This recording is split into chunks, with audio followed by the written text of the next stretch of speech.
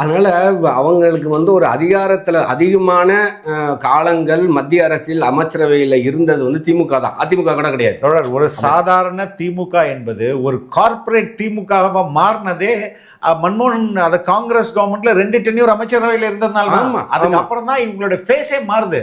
Arivalayam corporate ஆஃபீஸா மாறுது. ஒவ்வொரு அதாவது கலைஞர் குடும்பத்தினர் ஒவ்வொருவரும் சென்ட்ரல் மினிஸ்டர் ஆகுறாங்க. அழகிரி ஒரு மினிஸ்டரு, அதுக்கப்புறம் வந்து தயாநிதி மாறன் ஒரு மினிஸ்டர், அதுக்கப்புறம் கீ போர்ட்ஃபோலியோ எல்லாம் டிஎம்கே வாங்குது. Highways minister, surface transport and water transport ஒரு டிஆர் பாலு வாங்குறாரு. அப்படியே அது கார்ப்பரேட் சென்ஸுக்கு கட்சியே மாறுது. அவ்வளோ சொத்துக்கள் அங்கே சேர்க்கப்படுது. அதெல்லாம் மறந்துட்டு இப்போ பேசிட்டு இருக்காங்களே தோழர்.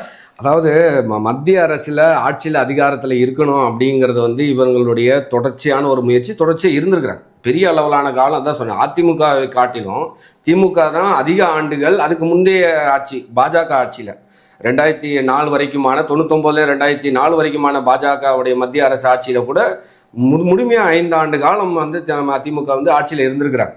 இப்போ நீங்கள் வந்து பார்த்தீங்கன்னா 2001 2000 13 ஆண்டுகள் தொடர்ந்து மத்திய அரசோட ஆட்சியில் வந்து இருந்திருக்காங்க. ஒரு 9 ஆண்டுகள் காங்கிரஸோடைய ஆட்சியிலேயே இருந்திருக்கிறாங்க. அதனால் இதில் வந்து யாரை யார் சுமந்தால் அப்படின்னு பேசுறது ஒரு அபத்தமான ஒரு விஷயம்.